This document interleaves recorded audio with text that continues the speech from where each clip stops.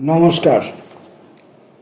অশোক মিত্রের লেখা আপিলা চাপিলার 31তম পর্ব পর্যন্ত গত ভিডিওতে আমরা পাঠ শেষ করেছি। আজকে 32তম পর্বের দিকে এগিয়ে যাব। কেন্দ্রীয় অর্থমন্ত্রকের বৈরিতা সত্ত্বেও ইতিমধ্যে রাজ্য সরকারের অর্থ বিভাগের কাজকর্মে কিছু সজীবতা এসেছে। রাজস্ব সংগ্রহের প্রয়াসে একটু একটু করে সফল হচ্ছি। সত্যব্রতবাবু রাজ্য যোজনা পরিষদ থেকে নিজেকে সরিয়ে নিয়েছেন। তার সঙ্গে পরামর্শ করে জ্যোতিবাবুর সঙ্গে কথা বলে দিল্লি থেকে অরুণ ঘোষকে পরিষদের কার্যকরী প্রধান হিসাবে কলকাতায় নিয়ে আসতে সফল হলাম। অরুণ ঘোষের অফুরন্ত উৎসাহ, অত্যাশ্চর্য পরিশ্রম করার ক্ষমতা এবং কারো কারো বিচারে আমার মধ্যে যার একান্ত অভাব, সকলকে নিয়ে মিলেজুলে কাজ করার নিপুণ দক্ষতা। অরুণ ঘোষ অচিরে আমার সঙ্গে একমত। রাজ্য পরিকল্পনার মূল ঝোঁক গ্রামকেন্দ্রিক এবং পঞ্চায়েত ব্যবস্থা নির্ভর করতে হবে। পরিকল্পনার একটা সর্বাঙ্গীন কাঠামো অবশ্যই থাকবে। শিল্প বিস্তার ও কর্মসংস্থান নিয়ে সংহত নানা প্রকল্প জড়িয়েই সেসব ব্যবস্থা। শিল্পে অভিজ্ঞ, বিজ্ঞানে ঋদ্ধ এমন কয়েকজন গণ্যমান্য ব্যক্তিকে আমন্ত্রণ করে পরিষদের সদস্য করা হয়েছিল। তাঁদের সঙ্গে অরুণ ঘোষের চমৎকার বোঝাবুঝি, আমি তাই অন্যান্য বিষয়ে মনোনিবেশ করার ফুরসত পেলাম। বামফ্রন্ট সরকারের 7-8 বছর প্রায় অতিক্রান্ত। মন্ত্রিসভায় পার্টি থেকে যারা ছিলেন তাদের প্রায় প্রত্যেকেই আমাকে প্রচুর সাহায্য করেছেন। কোনো অপ্রিয় সিদ্ধান্ত নেওয়ার ক্ষেত্রে সমস্যা দেখা দিলে পরামর্শ দান করেছেন। বিনয়দার কাছে কারণে অকারণে সবসময় ছুটে যেতাম। কখনো তার উপদেশ পেতাম। তার বিচিত্র বিভিন্ন অভিজ্ঞতার কথা শুনতে, তত্ত্ব থেকে কী করে প্রজ্ঞায় উপনীত হওয়া যায় সেই শিক্ষা লাভ করতে। মন্ত্রীদের মধ্যে তিনি বোধহয় সবচেয়ে বেশি পড়াশোনা করতেন। তার টেবিলে এমনকি ইকোনমিক অ্যান্ড পলিটিক্যাল উইকলির সর্বশেষ সংখ্যাটিও সর্বদা চোখে পড়ত। তার কাছ থেকে অতীত দিনের কাহিনী শোনা দুর্লভ সৌভাগ্য। বিপ্লবী যুগে পিস্তল হাতে তাঁর ঘোরাফেরার বিবরণ, দামোদর উপত্যকায় কৃষক আন্দোলনের কথা, রানীগঞ্জ আসানসোল অঞ্চলে ট্রেড ইউনিয়ন সংগঠনের প্রথম পর্বের বৃত্তান্ত, এমন অনেক কিছু। তবে অপ্রিয় সিদ্ধান্তের সমস্যা থেকেই যায়। সমাজ ব্যবস্থাকে এড়ানো তো সম্ভব নয়। বামপন্থী জোট, সবকটি দলই সমাজতন্ত্রের প্রতি অঙ্গীকারবদ্ধ, অথচ পার্শ্ব পরিবেশের প্রভাব তো উপেক্ষা করা যায় না। বিভিন্ন নির্বাচনে উপর্যুপরি সাফল্য, পঞ্চায়েত ব্যবস্থার মধ্য দিয়ে গ্রামাঞ্চলে আগা পাঁচতলা পরিবর্তনের সূচনা, সালকিয়া প্লেনামের সিদ্ধান্ত অনুযায়ী দলের শাখা প্রশাখা যথাশীঘ্র বিস্তারের উন্মুখতা। পার্টির সদস্য সংখ্যা দ্রুত হারে বাড়ছে। যে ধরনের আদর্শ, নিষ্ঠা, পরিচিকিৎসার কোষ্ঠীপাতরে যাচাই করে পার্টির সভ্যপদ একদা বিতরণ করা হতো, সেই নিয়ম নিগড়ে আস্তে আস্তে শিথিলতার অনুপ্রবেশ। তাছাড়া বরাবরই যেটা আমার বদ্ধমূল ধারণা, যদিও গণতান্ত্রিক কেন্দ্রিকতা নীতির ভিত্তিতে সাংগঠনিক শৃঙ্খলা সংরক্ষণে জোর দেওয়া মার্ক্সপন্থী লেনিনপন্থীরা পছন্দ করেন, ভারতবর্ষের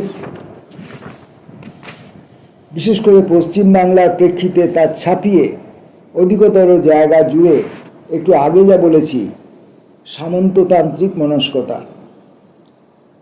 কথাটা কর্কশ নয়, কিন্তু জীবনের রূপান্তে এসে একটু স্পষ্ট করে কথা যদি এখন না বলি, পরে হয়তো আর সুযোগ ঘটবে না। পশ্চিম বাংলায় স্বাধীনতা উত্তর পর্বে প্রায় প্রতিটি বামপন্থী রাজনৈতিক দলের যারা হাল ধরে থেকেছেন, এখনও আছেন, তারা অনেকেই বড়, মাঝারি, ছোট জমিদার বংশের পৌত্র বা প্রপৌত্র। আদর্শের দিক দিয়ে তারা সামন্ততন্ত্র থেকে বহু দূরে সরে এসছেন। বৃত্তির দিক থেকেও তাদের জীবনচর্যায় জমিদারির ধ্বংসাবশেষের প্রলেপও আর লেগে নেই। অথচ অভ্যাসে, আচরণে, ব্যবহারে এখনও সামন্ততন্ত্রের অভিশাপ। দল ক্ষুদ্রাতিক্ষুদ্র হোক, বড় যায় আসে না। অনেক নেতারই স্বভাবে তাদের অন্য সহস্র গুণাবলী সত্ত্বেও বংশ পরম্পরার বিষণ্ণ ছায়া। পার্টি কঠিন অনুশাসনে বাধা, নিয়ম শৃঙ্খলার সামান্যতম বিচ্যুতি হবার উপায় নেই। সব স্তরে আলোচনার পর সিদ্ধান্ত একবার গৃহীত হলে তা প্রয়োগ করার দায় সর্বোচ্চ নেতৃত্বের।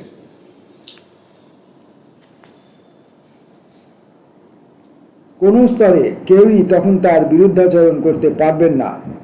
তত্ত্ব হিসাবে এই গণতান্ত্রিক আচরণবিধি চমৎকার, অথচ প্রয়োগে বিচ্যুতি ঘটে। গণতান্ত্রিকতা উপলক্ষ হয়ে দাঁড়ায়। জমিদারি সেরেস্তার ধরন ধারণী শেষ পর্যন্ত প্রধান ভূমিকায় অবতীর্ণ হয়। উপর থেকে নিচে প্রতিটি স্তরে নির্দেশ মানার কথা হুকুম তালিমের সমগোত্রীয় হয়ে দাঁড়ায়। গণতান্ত্রিক কেন্দ্রিকতার অন্য যে প্রাথমিক শর্ত, নিচের থেকে উপর পর্যন্ত আলোচনার আবশ্যকতা, তা জমিদারি সেরেস্তার ক্ষেত্রে অভাবনীয়। তারা চান বা না চান, অনেক স্তরে নেতারা হয়তো অন্যমনস্কতা হেতুই জমিদার প্রতিম বনে যান। মন খারাপ করা সমস্যা, কিন্তু অস্বীকার করি কি করে? জমিদারি প্রথায় তো অবধারিত খোসামদের ঘুণ এসে বাসা বাঁধে। বামপন্থী দলগুলিতেও এই উপদ্রবের উপস্থিতি। অনিবার্য পরিণামে প্রায় প্রতিটি ক্ষেত্রেই নেতাদের সঙ্গে কমরেডদের সামাজিক দূরত্ব বাড়ে। খোসামদের মোহজালে কোনো কোনো নেতা আটকে যান। খোসামদ বৃত্তির যা অপফল, উপরতলাকে খুশি করে কাজ হাসিল করার চেষ্টা বেড়ে চলে। সুযোগ গ্রহণ করে ইতস্তত বেনো জল, এমনকি কঠিন শৃঙ্খলে মোড়া কমিউনিস্ট পার্টিতেও ঢুকে পড়ে। আরও যা মারাত্মক, বিদূষণার মোহজাল উপর থেকে ক্রমশ নিচে ছড়িয়ে পড়ে। মাঝারি ছোট নেতাদের মধ্যেও কর্তাভজা গোষ্ঠী অচিরে গজিয়ে ওঠে। আদর্শ সৃষ্টির কিছুটা কৌতুকজনক, অনেকটাই বিষাদ উদ্রেককারী, যাকে আমি বলবো দৃষ্টান্ত টেলিফোন সংস্কৃতি। বড় নেতারা নিজেরা টেলিফোন ধরেন না, তারা ব্যস্ত। কারো সঙ্গে ফোনে কথা বলতে হলে কোনো শিষ্য বা অনুগত ফোনের বোতাম টেপেন, ওদিক থেকে সাড়া পেলে যন্ত্রটি নেতার হাতে তুলে দেওয়া হয়। এই বিশেষ আদর্শটি এখন সর্বস্তরে পরিব্যাপ্ত। উঠতি ছাত্র বা যুবনেতা কোনো অশীতিপর প্রাক্তন শিক্ষকের সঙ্গে কথা বলতে চাইছেন, এক বয়স্ক সেই বৃদ্ধকে ফোনে পাকড়ালেন, ধরুন অমুক কমরেড দাদা কথা বলবেন। বৃদ্ধ ভদ্রলোক 2.5-3 মিনিট যন্ত্রটি ধরে রইলেন, কিন্তু জবরদস্ত ছাত্র বা যুবনেতা ব্যস্ত মানুষ, তার ফোনের কাছে আসার সময় হয় না। স্খলমান আদর্শহীনতা ও নীতিবিচ্যুতি সম্পর্কে বিশেষ একটি ঘটনার উল্লেখ করার তাগিদ বোধ করছি। 85 সালের মধ্য গ্রীষ্ম, বিধানসভার একটি খালি আসনের জন্য কলকাতার উত্তর প্রান্তে উপনির্বাচন। পার্টির প্রার্থী প্রতিদ্বন্দ্বিতা করছেন। আমরা মন্ত্রীরা সন্ধ্যেবেলা মহাকরণ ফেরত প্রচারে যাচ্ছি। পার্টির কড়া নির্দেশ, রাইটার্স বিল্ডিং থেকে বেরিয়ে কলকাতা জেলা কমিটির দপ্তরে পৌঁছে সরকারি গাড়ি ছেড়ে দেব, সেখান থেকে পার্টির পরিবহনে প্রচারে যাব। এক পাড়ায় সভা সেরে মঞ্চ থেকে নামছি, হঠাৎ দেখি এক রাষ্ট্রমন্ত্রী অনতি অতীতে ছাত্র যুবনেতা সরকারি গাড়ি চেপে আলো জেলে হুটারে শব্দ ছড়িয়ে উপস্থিত। তাকে মৃদু ভৎসনা করলাম, পার্টির নিয়ম কি তোমার জানা নেই? এভাবে সরকারি গাড়ি নিয়ে দলীয় প্রচারে এসেছো কেন? তার নিশ্চিন্ত উত্তর, ওরা যে করে, ওরা মানে কংগ্রেসিরা। বলতে উদ্যত হয়েও নিজেকে সংযত করলাম, তাহলে ওদের দলেই তো যোগ দিতে পারতে, কমিউনিস্ট পার্টিতে এলে কেন? পার্টির কাছে ব্যাপারটি জানিয়ে কোনো ফল হলো না। শ্রীমান রাষ্ট্রমন্ত্রী কোনো সর্বোচ্চ স্তরের নেতার অনুগত অনুচর। এই তখনও উঠতি নেতাটি সত্যই বিশ্রুত কীর্তি। কিছুদিন বাদে তার অন্য একটি অপকর্ম আমাকে বিব্রত করল। তার দপ্তরে জনৈক উপসচিবের অবসরের বয়স পেরিয়ে গেছে। ইতিমধ্যে 2-3 বার চাকরির মেয়াদ বাড়ানো হয়েছে। কোনো নিয়মেই আর বাড়ানো সম্ভব নয়। অর্থ দপ্তরের দায়িত্বপ্রাপ্ত মন্ত্রী হিসাবে আমাকে নিয়মকানুনগুলি মেনে ও মানিয়ে চলার দিকে দৃষ্টি দিতে হয়। রাষ্ট্রমন্ত্রীর তরফে ওই উপসচিবের কাজের মেয়াদ পুনর্বার বাড়ানোর জন্য ফাইল চালু হলো। অর্থ বিভাগ ও মুখ্যমন্ত্রীর অসম্মতি জ্ঞাপন করে ফিরিয়ে দেওয়া হলো সেই ফাইল। দিন 15 বাদে আবিষ্কার করলাম রাষ্ট্রমন্ত্রীর নির্দেশে সেই ভদ্রলোককে তবু বহাল রাখা হচ্ছে সম্পূর্ণ নীতিবিরুদ্ধ উপায়ে। পার্টিকে জানালাম, বিহিত করুন, আমাদের নিজেদের মন্ত্রীরাই যদি নিয়ম না মানেন শরিক দলের বেনিয়ম ঠেকাবো কী করে? আমাকে বলা হলো যেন একটু ক্ষমা ঘেন্না করি, ও মানে রাষ্ট্রমন্ত্রীটি নাকি খুব দক্ষ কেজো ছেলে, অনেকভাবে পার্টিকে সাহায্য করে। শুনে তরিতাহত হলাম। সমস্যাটির বীজ আসলে আরও অনেক গভীরে। রাষ্ট্রমন্ত্রীটি পার্টির বিভিন্ন স্তরে পৃষ্ঠপোষক আছে। সামন্ত ভিত্তিক প্রথায় যা অনিবার্য কোনো বড় নেতার আদরের। নেতা হয়তো বুঝতেও পারেন না তাকে স্থাবকতা করা হয়। তার ধারণা ছেলেটি অশেষ গুণের অধিকারী, তাই যে কাজটা তাকে করতে বলেন সঙ্গে সঙ্গে তা পালিত হয়। যার উপর কৃপা বর্ষণ করি তার দোষ ত্রুটি উপেক্ষা করার প্রবণতা একটু একটু করে বাড়ে। সামন্ততন্ত্রের পাশাপাশি স্থাবকতন্ত্র তৈরি হয়। দুর্নীতির বিষ বাষ্পও সেই সঙ্গে ছড়াতে শুরু করে। তরুণ নেতাটি চোখের সামনে অনুরাগ বিতরাগের একটি আদর্শকে লতা মঞ্জুরি সহ বিস্তারিত হতে দেখে, নিজেও তা অনুকরণে প্রবৃত্ত হয়। অচিরে তারও এক ঝাঁক বিদূষক জুটে যায়। গুনগুন করে মধুপান করার উৎসাহ ও উপস্থাপকদের মধ্যে মাথাচাড়া দেয়। একটু একটু নীতিস্খলনও শুরু হয় সেই সঙ্গে। শাস্ত্রেই তো বলে, নাস্তে সুখমস্তি। ছোটোখাটো দুর্নীতি থেকে বৃহত্তর দুর্নীতির দিকে ছুটতে মন ক্রমশ উচাটন হয়। আরও একটি তথ্য জরুরি, অত্যন্ত জরুরি বলে মনে হয় আমার। 1950-60-70-এর দশকে কমিউনিস্ট পার্টিতে অনেক ছেলে মেয়ে জড়ো হয় যারা পূর্ববঙ্গ থেকে আগত শরণার্থী পরিবারভুক্ত। উদ্বাস্তু আন্দোলনে কমিউনিস্ট পার্টির সুদৃঢ় নেতৃত্ব তাদের মুগ্ধ করেছে। মহাবিষ্ট হয়ে তারা পার্টির ছত্রদলে ভিড় করেছে। পূর্ববঙ্গের গ্রামে শহরে শৈশব কৈশোর অতিবাহনকালে তারা পাড়াত কলহ দঙ্গলে জড়িয়ে পড়ত। দাদারা তাদের পাড়ার বা গোষ্ঠীর স্বার্থে লাঠি সোটা হকি স্টিক চালানো শেখাতেন, কখনো ছুরি চালানো। চিন্তা করার বালাই নেই, দাদাদের হুকুম পালন করলেই হলো। শরণার্থী হয়ে এই বাংলার জনারণ্যে মিশে পার্টির উৎসাহী সমর্থক হতে তাদের তেমন অসুবিধা দেখা দিল না। তারা রাজনৈতিক পঠন পাঠনের মধ্য দিয়ে বিশেষ যাননি। অনেকের স্কুলের গণ্ডি পর্যন্ত অতিক্রম করা হয়নি, কিন্তু তারা বিপদে আপদে ঝাঁপিয়ে পড়ে অকুতভয়ে। পার্টির নেতৃত্বের প্রতি তাদের আনুগত্য অসীম, নেতাদেরও তাই তাদের সম্পর্কে গভীর অনুরাগ পোষণ। তবে আগুনে পুড়ে সোনা যে তৈরি হয় তার নাও তো হয় না, তাও তো নয়। তরুণ নেতাদের ভিড়ে যাকে সবচেয়ে বেশি পছন্দ করতাম, দীনেশ মজুমদার, উদ্বাস্তু আন্দোলনের মধ্য দিয়ে উঠে এগিয়ে এসেছিল। ওরকম নম্র স্বভাব, বুদ্ধিমান, ঠান্ডা মাথার ব্যক্তিত্ব খুব কম চোখে পড়ে। তার অকাল মৃত্যুতে বারবার বলবো পার্টির অপূরণীয় ক্ষতি হয়েছে। বাংলার ঐতিহাসিক ধারাক্রমে রাজনৈতিক বর্ষতার দুটি পাশাপাশি ধারা আসলে বহুদিন থেকে বহমান। চিত্তরঞ্জন দাসের উক্তি অন্তত তার উক্তি বলে প্রচারিত। একটি মন্তব্য ছেলেবেলায় প্রায়ই শুনেছি, আমার দু ধরনের শিষ্য দরকার। আমার যেমন যতীন সুভাষকে চাই, শ্রীশ বসন্তকেও চাই। যতীন অবশ্যই যতীন্দ্রমোহন সেনগুপ্ত, সুভাষ খোদ সুভাষচন্দ্র বসু, শ্রীশ ঢাকার উকিল, বহুদিন জেলা কংগ্রেস কমিটির সভাপতি শ্রীশচন্দ্র চট্টোপাধ্যায়, আর বসন্ত কুমার মজুমদার দেশসেবিকা হেমপ্রভা মজুমদারের স্বামী, চলচ্চিত্র পরিচালক ও অভিনেতা সুশীল মজুমদারের পিতা। জনশ্রুতি, দেশবন্ধু চিত্তরঞ্জন আলোচনা পরামর্শের জন্য যেমন যতীন্দ্রমোহন সুভাষচন্দ্রের উপর সর্বদা নির্ভর করতেন, সভা সমিতিতে শত্রুপক্ষীয়দের হাঙ্গামা সামাল দিতে শক্তপোক্ত চেহারার শ্রীশবাবু ও বসন্তবাবুর উপরেও তেমন নির্ভরশীল ছিলেন। একটু ক্ষমাসুন্দর চোখে দেখতেন শেষোক্ত দুজনকে। সেই ঐতিহ্যের অবলুপ্তি এখনো ঘটেনি। ছেলেরা একটু আধটু নিয়মকানুন মেনে চলে না, তাতে কি? ওর কাছ থেকে তো নানা ধরনের উপকার পাওয়া যায়। বয়োবৃদ্ধির সঙ্গে অনেক পরম সম্মানীয় নেতারও হয়তো খানিকটা মানসিক দৌর্বল্য দেখা দেয়। আশেপাশে এমন কেউ থাকুক যে একটু খুশি করবার মতো, মন ভরাবার মতো কথাবার্তা বলবে, দুরূহ কোনো কাজ শত অসুবিধা ডিঙিয়ে সম্পন্ন করে দেবে।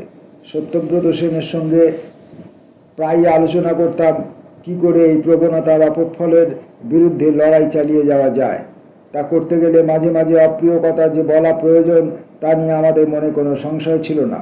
পার্টির প্রতি আনুগত্য অটুট থাকবেই। তাহলেও যেসব দুর্বলতা অনুপ্রবেশ করছে তাদের সম্পর্কেও প্রতিবাদে মুখর হতে হবে। দলের অনুশাসন ভাঙা চলবে না। পার্টি কর্তৃক যথাযথই ভৎসিত উপদলবাজি করা চলবে না। অথচ যে যে লক্ষণগুলি অপছন্দ হচ্ছে, কোন পদ্ধতিতে তাদের নিরসন সম্ভব তা নিয়ে আমাদের নিরন্তর আলোচনা। বিড়ালের গলায় ঘণ্টা কে বাঁধবে তা নিয়ে জটিলতা। একটি দুটি এমন দ্বারা ব্যাপারে বিনয় কুমারের উপদেশ ভিক্ষা করেছি। কখনো কখনো তিনি সহানুভূতি সহ শুনতেন, কিন্তু তার মধ্যেও ঈষৎ দ্বিধা জড়িত। বিব্রত বোধ করে একদিন আমাকে বললেন, আপনি ভুল করছেন, আমি আমার দাদা নই।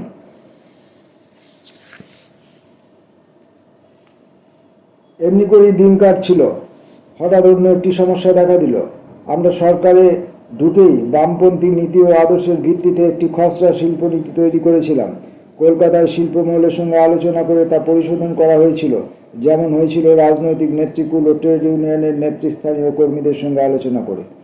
এসব বিষয়ে আমার নাস্তিকতা বহুদিনের। ভারতীয় অর্থ ব্যবস্থা বিশ্লেষণ করে আমি বহু পূর্বেই প্রত্যয়ে পৌঁছেছিলাম, মাসুল সমীকরণ ও লাইসেন্স বিতরণের সমস্যা শুধু নয়, কেন্দ্রীয় সরকার ও কেন্দ্র অনুশাসিত আর্থিক প্রতিষ্ঠানাদির বিনিয়োগ নিয়ম নীতির উপরেই শিল্পক্ষেত্রে বেসরকারি বিনিয়োগ মূলত নির্ভরশীল।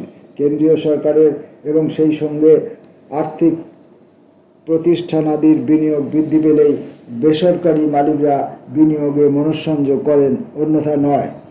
রেল দপ্তর থেকে ইঞ্জিন, ওয়াগান, কোচ, স্লিপার ইত্যাদি কেনবার বরাদ দিলে এই ধরনের পণ্য প্রস্তুতকারক সংস্থাগুলি তাদের বিনিয়োগ বাড়ায়। পূর্তমন্ত্রক থেকে রাস্তাঘাট, সেতু নির্মাণ, পুনর্নির্মাণের প্রস্তাব গ্রহণ করলে সংশ্লিষ্ট শিল্প প্রতিষ্ঠানগুলি যন্ত্রপাতি, সিমেন্ট, রোড, রোলার, পাথরকুচি, আলকাতরা ইত্যাদি তৈরি করে। তাদের উৎপাদনের বিস্তার ঘটে। সুতরাং অগ্রাধিকারের প্রশ্নে আমি নির্বিধ। শিল্প প্রসারের স্বার্থেও কেন্দ্র রাজ্য সম্পর্ক পুনর্বিন্যাস করে রাজ্যের হাতে অধিক ক্ষমতা দানের দাবির ওপরেই আমার বিবেচনায় শতকরা 90% দৃষ্টি নিয়োগ প্রয়োজন। জ্যোতিবাবু বরাবরই আমার বিশ্বাস অন্যরকম ভাবতেন। উনি এটা মানতেন, কেন্দ্রীয় সরকারের বিমুখ থাকলে শিল্পোদ্যোগের সম্ভাবনা পড়া হতো। কিন্তু সঙ্গে সঙ্গে এটাও বলতেন, আমাদের শত্রুর অভাব নেই, নানা দিক থেকে আক্রমণ আসবে। বামপন্থী হলেও তো, কিংবা বামপন্থী বলেই তো আমরা অকপট বাস্তববাদী। আমাদের সরকারকে ঘিরে গোটা কলকাতা ও পশ্চিমবাংলা জুড়ে বড় মাঝারি ছোট পুঁজিপতি নানা দুষ্টুমি শুরু করলে অশেষ দুর্ভোগের মধ্যে পড়তে হবে আমাদের। বিশেষ করে কেন্দ্র যেহেতু মুখ ফিরিয়ে আছে, স্থানীয় শিল্পপতিদেরই বাবা বাছা বলে বাড়তি শিল্পোদ্যোগের ব্যবস্থা করতে হবে। কোথাও কোথাও সরকারি বেসরকারি মালিকানা যুক্ত করে মিশ্র চরিত্রের শিল্প ব্যবস্থা প্রণয়নে উদ্যোগ নিতে হবে। আমার মতামত ততদিনে জ্যোতিবাবু ভালোই জেনে গেছেন, আমাকে আদৌ আর ঘাঁটাতেন না। আজ করতে পারছিলেন। তিনি কলকাতাস্থ শিল্পপতিদের সঙ্গে কথাবার্তা বলছিলেন, প্রায়ই এই চেম্বার অফ কমার্স ওই চেম্বার অফ কমার্সে আলোচনার জন্য যেতেন। ঘরোয়া কথাবার্তাও নিশ্চয়ই বলতেন নানা শিল্পপতিদের সঙ্গে। 85 সালের শেষের দিকে রাজ্যের জন্য অনেকটা উদার ধাঁচের সংশোধিত শিল্পনীতির কথা তিনি ঘোষণা করলেন। বেসরকারি মালিকদেরই হরেক রকম ভরসা আশ্বাস দিয়ে বিনিয়োগের জন্য আহ্বান জানানো হলো। কোনো কোনো ক্ষেত্রে বিদেশি পুঁজির অনুপ্রবেশও মেনে নেওয়া হলো। জ্যোতিবাবুর যুক্তি অতিশয় প্রাঞ্জল, বুঝতে কোনো অসুবিধা হয় না। আমরা বলছি আমাদের এখানে বিদেশি পুঁজি ঢুকতে দেবো না, তাই ওরা অন্যত্র যাচ্ছে, গুজরাটে, মহারাষ্ট্রে, কর্ণাটকে, তামিলনাড়ুতে, অন্ধ্রপ্রদেশে। পশ্চিমবাংলার দিকে মুখ ফিরিয়ে তাকাচ্ছে না। পশ্চিমবঙ্গে কি তাহলে মরুভূমি হয়ে যাবে? অন্য রাজ্যগুলি বিনিয়োগের প্রাচুর্যে দ্রুত এগিয়ে গিয়ে আর্থিক সাফল্যের মগডালে চড়ে বসবে? তার চেয়ে এটা বলি না কেন, আমরা স্বদেশি বিদেশি পুঁজিওয়ালাদের সঙ্গে কথা বলবো, আমাদের প্রয়োজনের সঙ্গে সৌসাম্য বর্ধন করে অভাব অভিযোগের সমাধানে সাহায্য করে এমন ধরনের বিনিয়োগ ঘটাতে তারা যদি সম্মত থাকেন, আমাদের তরফ থেকে সহযোগিতার অভাব ঘটবে না। শুধু দুটো শর্ত: এক, শ্রমজীবী শ্রেণীকে কোনো ছুতোতেই শিল্পপতিরা ঠকাতে পারবেন না। 2. পণ্য বিক্রয়ের ক্ষেত্রে কোনো প্রক্রিয়াতেই ক্রেতাদের উপর অন্যায্য দামের বোঝা চাপানো চলবে না। কেন্দ্রে বামপন্থীরা যখন ক্ষমতা দখল করবে তখন অবশ্যই শিল্পনীতির বৈপ্লবিক পরিবর্তন ঘটবে, কিন্তু তা তো এই মুহূর্তে পড়া হতো। সংবিধানের বর্তমান চৌহদ্দির মধ্য থেকে আপাতত অন্যরকম ভাবনা তাই একান্ত প্রয়োজন। পার্টির প্রচুর বিরূপ আলোচনা হলো, জ্যোতিবাবু অবিচল। দিল্লি থেকে কমরেড বিটিআরকে তলব করে আনা হলো। সবাইকে নিয়ে পার্টিতে চলতে হয়। তাছাড়া জ্যোতিবাবু যে পদক্ষেপ নিতে চলেছেন তার বিরুদ্ধাচরণ কারো কারো কাছে অযৌক্তিক, অন্য কারো কারো মতে আদৌ অযৌক্তিকও নয়। দলের রাজ্য সম্মেলনে রণদীপে প্রাঞ্জল ব্যাখ্যা করলেন শিল্পক্ষেত্রে পার্টি কর্মীদের কী দায়িত্ব। তার জোরালো সুপারিশে অন্তঃস্থিত দ্বিধাদ্বন্দ্ব মুখ হয়ে এলো। পার্টির মধ্যে অসুখী প্রতিবাদের চোরাস্রোত যদিও বইতেই লাগলো। এরকম সময়ে আমার শরীরে একটি অস্ত্রোপচারের প্রয়োজন দেখা দিল। স্বাস্থ্য দুর্বল, বহু বছর কোনো অবকাশের সুযোগ নেই। হঠাৎ নরওয়ে থেকে এক বন্ধুর চিঠি। যদি রাজনীতির আবর্ত থেকে 1 মাস 2 মাস একটু সরে থাকতে চাই, তাদের গবেষণা সংস্থার স্বচ্ছন্দে চলে আসতে পারি। ওরা ঘরবাড়ির ব্যবস্থা করে দেবেন। সস্ত্রীক সম্মানিত অতিথি হয়ে থাকতে পারবো। যদিও বেতন ভাতার কোনো প্রশ্ন নেই, বিমান যাত্রার্থ ভাড়ার ব্যবস্থাও আমাকেই করতে হবে। জ্যোতিবাবু এসব ব্যাপারে মস্ত উদার, সোৎসাহে অনুমতি দিলেন। পরক্ষণে আর এক কৌতুক কাহিনী। তখন ইন্দিরা গান্ধীর জ্যেষ্ঠতনয় প্রধানমন্ত্রী উত্তরাধিকার সূত্রে, এবং এই উত্তরাধিকারের দাবি ছাড়া তার প্রধানমন্ত্রী হওয়ার মতো অন্য কোনো গুণাবলী নেই।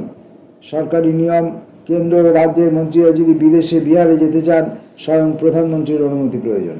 আমার ভীষ্মের প্রতিজ্ঞা, এখানে প্রায় নিরক্ষর প্রধানমন্ত্রীর স্বাক্ষর সাপেক্ষে বিদেশে ভ্রমণ করব না।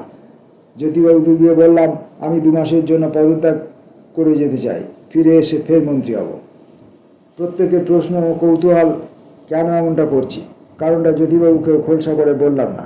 তবে কলকাতার কিছু কিছু মহলে গবেষণা শুরু হলো 2 মাসে আমি কয় কোটি ডলার উপার্জন করতে যাচ্ছি তা নিয়ে। জ্যোতিবাবুকে নিমন্ত্রণপত্রটি দেখালাম। বেতন ভাতা শূন্য। আমার বন্ধু টোলন অধিকারী, তখন ইন্ডিয়ান স্ট্যাটিস্টিক্যাল ইনস্টিটিউটের অধ্যক্ষ, জানালো ইনস্টিটিউটের অধ্যাপক পদ যদি ত্যাগ করি তাহলে সে সঙ্গে সঙ্গে আমার সামান্য জমা হওয়া প্রভিডেন্ট ফান্ডের টাকাটুকু বের করে দিতে পারে। তাতে আমাদের স্বামী স্ত্রী নরওয়ে যাওয়া আসার খরচ প্রায় উঠে আসবে। সেরকম ব্যবস্থাই করা হলো।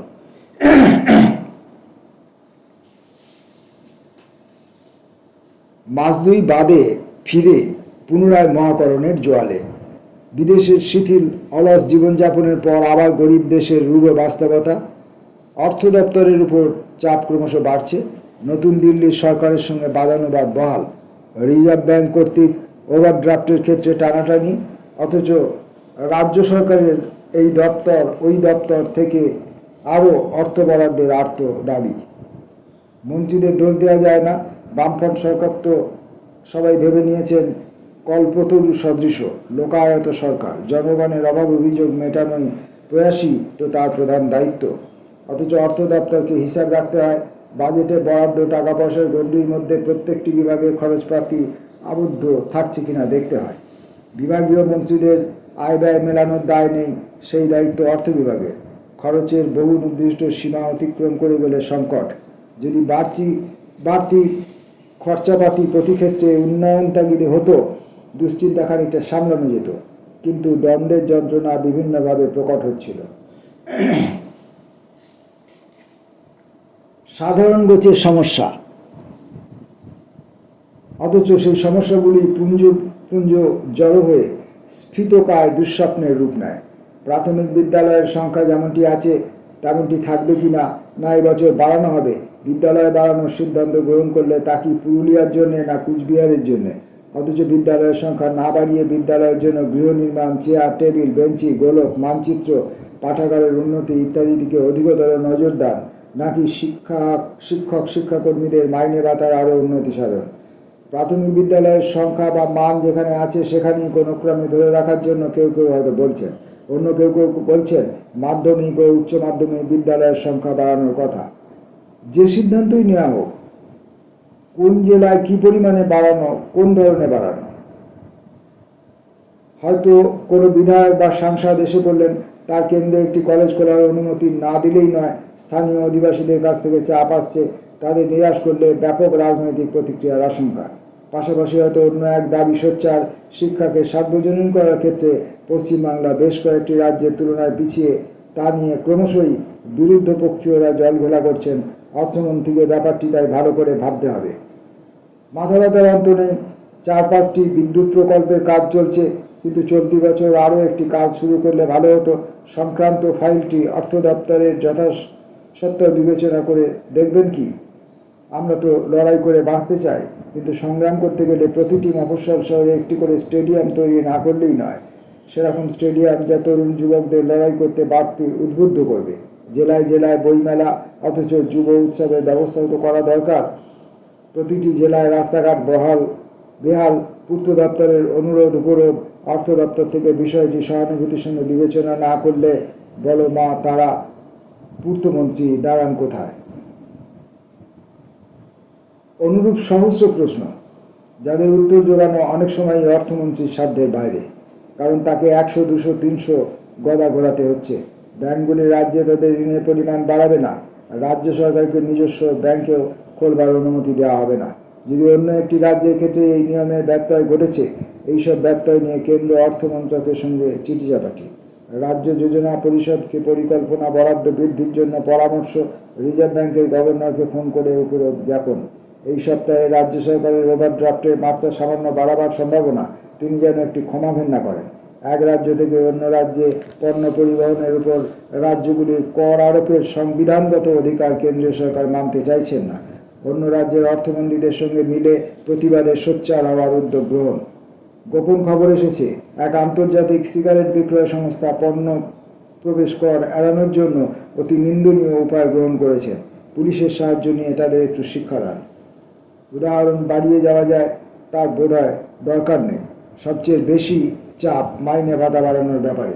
সরকারি কর্মচারীদের, শিক্ষাকর্মীদের এবং সরকার থেকে বেতন বা ভাতা পেয়ে থাকেন এমন আরও নানা ধরনের দুরবস্থার দিক থেকে কংগ্রেস আমলে মুখ ঘুরিয়ে রাখা হতো।